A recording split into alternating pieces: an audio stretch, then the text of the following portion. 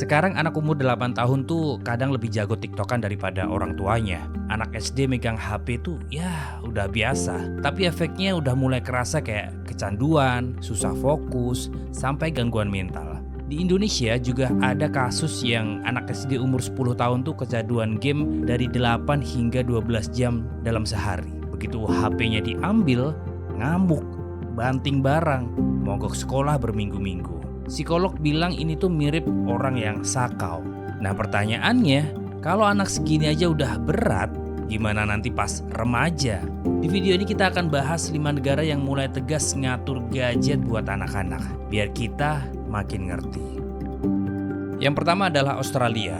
Australia resmi memberlakukan aturan yang melarang anak di bawah usia 16 tahun mengakses media sosial mulai 10 Desember 2025. Kalau sebelumnya lagi rencana, nah kini udah jadi kenyataan.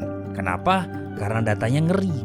80% anak usia 8 hingga 12 tahun udah pakai layanan sosmed. 36%-nya punya akun sendiri. Platform yang paling rame ya YouTube, TikTok, dan Snapchat. Menurut studi Generation 2024, salah satu penelitian gede di Australia yang ngikutin kehidupan puluhan ribu anak dan remaja, penelitian mereka menunjukkan bahwa makin sering anak pakai sosmed, makin turun kepuasan hidup mereka. Uji klinis juga nemuin bahwa kalau screen time dipotong 2 minggu, itu menjadikan kecemasan dan depresi ikut turun. Jadi pemerintahnya bilang, kalau anak belum boleh nyetir mobil, kenapa boleh nyetir algoritma? Insight yang bisa kita ambil dari Australia adalah masalahnya bukan di HP-nya, tapi di otak anak yang belum siap nerima info yang gede setiap hari. Kedua adalah Belgia. Belgia ikut aturan GDPR. GDPR itu aturan perlindungan data di Eropa yang ngelarang perusahaan ambil atau pakai data anak sembarangan. Intinya, platform gak boleh ngumpulin data anak di bawah 13 tahun tanpa izin orang tua. Kalau platformnya ketahuan nerima anak kecil tanpa verifikasi, bisa ditegur atau kena sanksi. Fokusnya sederhana, jangan sampai anak kecil ini tuh jadi target iklan dan jadi konten-konten orang dewasa.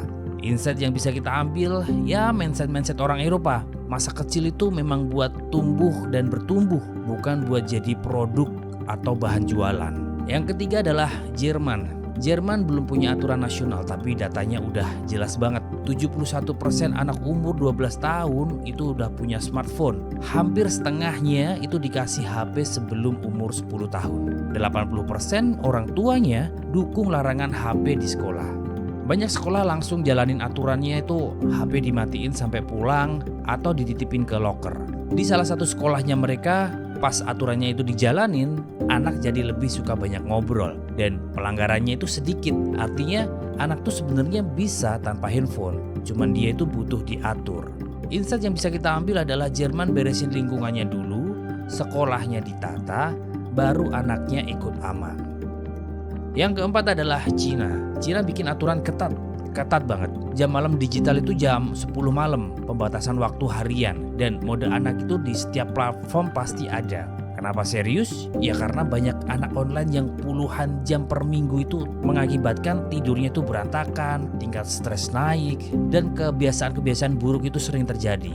Ada satu kasus yang bikin heboh. Seorang remaja 16 tahun kecanduan game berat. Orang tuanya kirim dia ke pusat rehabilitasi internet. Bayangin, ada ya rehabilitasi internet. Beberapa hari kemudian dia langsung jatuh sakit dan meninggal. Kasus ini bikin pemerintah langsung memperketat pengawasan rehabilitasi dan aturan digital. Insight yang bisa kita ambil adalah Cina bukan cuma ngatur anaknya tapi juga ngatur teknologinya. Kalau algoritmanya liar, yang babak belur duluan itu adalah anak-anaknya. Kelima adalah Malaysia. Malaysia lagi ngebahas Online Safety Act. Anak kurang dari 16 tahun gak boleh punya akun sosmed tanpa izin orang tua. Ini masih wacana tapi belum final. Kenapa muncul? Karena makin banyak laporan adiksi internet dan stres akibat sosmed pada anak dan remaja. Insight-nya adalah negara tetangga aja nih udah mulai mikir keras soal keamanan digital anak. Ini alarm buat semua negara ya, khususnya untuk Indonesia. Keenam dan terakhir adalah Indonesia, negara kita sendiri. Indonesia masalahnya berat, tapi aturannya masih jadi wacana, dan wacana. Kita sering dengar larangan HP di sekolah, batasan umur sosmed, aturan akun anak, tapi semuanya masih akan, belum jadi, masih akan ya. Hal-hal yang sering terjadi di lapangan adalah anak TK sudah pegang HP sendiri, anak SD sudah punya TikTok, punya Instagram tanpa verifikasi, orang tuanya bingung mau ngelarangnya gimana. Dan ini ada contoh kasus nyata, anak SD kecanduan game sekitar 8 hingga 12 jam per hari kayak orang kerja tuh. Kalau HP-nya diambil, dia ngamuk, mogok sekolah sampai nyuri buat top up. Psikolog bilang tuh mirip-mirip kayak withdrawal gitu ya. Insight yang bisa kita ambil adalah Indonesia sadar masalahnya tapi bingung mulai dari mana. Jadinya orang tua dan sekolahnya itu kayak baku hantam, saling nyalahin. Dan jujur aku pribadi juga termasuk yang keras nolak pemberian gadget ke anak di usia yang terlalu muda ya.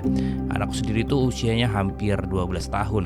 Tapi sampai hari ini dia tuh belum punya gadget sendiri. Kalau dia butuh buat belajar atau les, baru aku kasih pinjam. Tapi itu pun ada konteksnya, ada tujuannya. Tahun depan dia masuk SMP dan aku sampai nyari sekolah yang bener-bener tegas gak boleh punya HP sama sekali.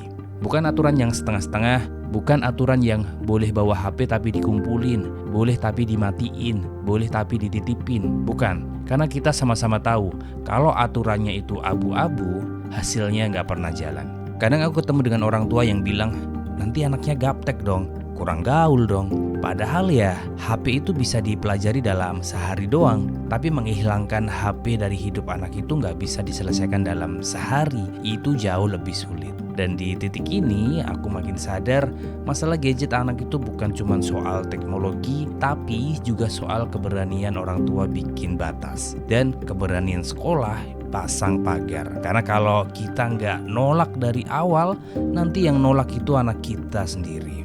Nolak fokus, nolak tidur, nolak hidup nggak tenang. Pelajarannya sederhana, masa kecil itu waktunya tumbuh, bukan waktunya perang sama layar. Dan tugas kita bukan ngajarin mereka jadi melek gadget secepat mungkin, tapi ngajarin mereka jadi manusia yang kuat sebelum akhirnya dunia digital kita serahkan ke tangannya.